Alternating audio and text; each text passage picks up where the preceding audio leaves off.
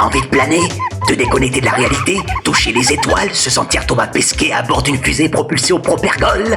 Effet rapide et légal aux conséquences létales et désastreuses qui n'a d'hilarant que la gestuelle anormale de cette jeunesse contemporaine désarticulée, addict à la surconsommation répétée de ce gaz dont l'une de ses propriétés aurait le pouvoir de faire cabrer la Muscle Car de Vin Diesel dans Fast and Furious. Eh oui, on en retrouve partout, au bord des routes, sur les trottoirs, dans les lycées, sous ton lit, dans tes poches, voire même collé dans ta bouche de babouin. À ce jour, le proto est devenu l'étendard en vogue de cette adolescence multiculturelle perturbée à la quête permanente de lumière, qui, je rappelle au passage, n'a rien d'antisémite ni dogmatique. Il est en vente partout dans les commerces, nul doute qu'il est très facile de s'en procurer en quantité illimitée sans être inquiété par monsieur le procureur, d'où sa capacité séductrice à en consommer davantage. Néanmoins, ce gaz auquel tu es sevré tel un nouveau-né a l'inconvénient de ne point demeurer sans danger. Voyons donc en détail ce qu'est le protoxyde d'azote et les bienfaits de ses propriétés nocives et gargantuesques.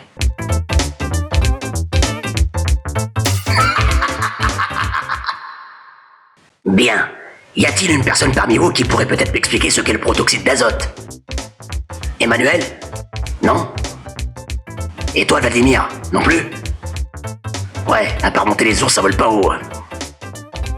Peut-être toi, Jean-Michel... Brigitte, pardon. Tu pourrais me donner une réponse sans équivoque cette fois-ci. C'est bien ce que je me disais. Enfin bref. Bien. Le protoxyde d'azote, d'où son appellation chimique N2O, est composé de 2 atomes d'azote et d'un atome d'oxygène et forme un gaz incolore à l'odeur et au goût légèrement sucré. Ouais, à ne pas confondre avec une gourmandise, hein. Chimiquement parlant, cela ressemble à du diazote auquel vous auriez attaché de l'oxygène au bout. Vous comprenez? Très bien. En termes de réactivité, il se comporte plutôt tranquillement à température ambiante qui, je rappelle, est de 25 degrés Celsius. Oui, tout à fait, c'est un gaz inerte. Mais sous haute température, aux alentours de 575 degrés Celsius. Tiens-toi correctement. Eh bien, l'oxygène et l'azote vont s'agiter brutalement, ce qui va résulter une décomposition du protoxyde d'azote en diazote d'une part et en dioxygène d'une autre. Concrètement, dans le protoxyde d'azote, les 2 molécules d'azote vont tenter de se débarrasser de l'oxygène, mais comprenons que l'oxygène seul serait beaucoup trop instable. De ce fait, il va s'accrocher. Il faut bien comprendre que tout cela se passe simultanément sur plusieurs molécules. Mais lorsque 2 molécules d'oxygène se rencontrent, malgré le fait que chacun de leur côté tente tant bien que mal de s'accrocher au protoxyde d'azote au détriment de se faire rejeter par ce dernier, eh bien ces 2 molécules d'oxygène forment un couple. En somme, on obtient notre dioxygène qui est formé de 2 molécules de diazote qui sont formées pour cette molécule de dioxygène.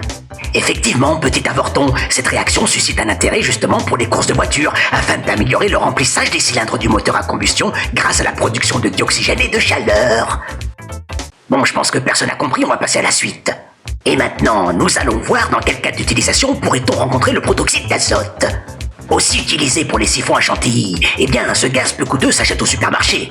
Également utilisé dans les hôpitaux comme un anesthésiant, eh bien il est associé à de l'oxygène et son dosage est strictement encadré par des professionnels de la santé. De ce fait, plus il sera utilisé en dehors d'un cadre médical, comme la plupart d'entre vous j'imagine, et plus vous aurez la chance de multiplier les effets secondaires, comme les effets respiratoires qui sont totalement dommageables.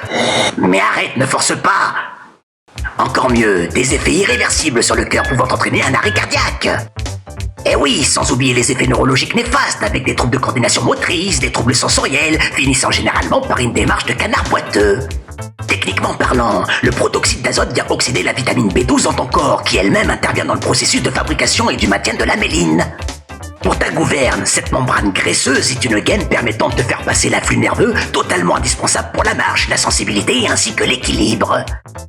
Un autre danger encouru par le protoxyde d'azote. Eh bien, lorsque ce gaz est expulsé des cartouches, il devient glacial pendant quelques fractions de secondes suffisamment pour brûler les poumons de ceux qui l'inhalent trop vite.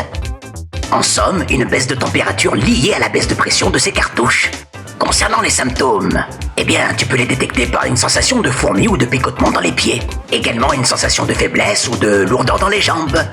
Ou encore des picotements qui vont remonter le long des jambes jusqu'aux mains et une continuité jusqu'aux bras.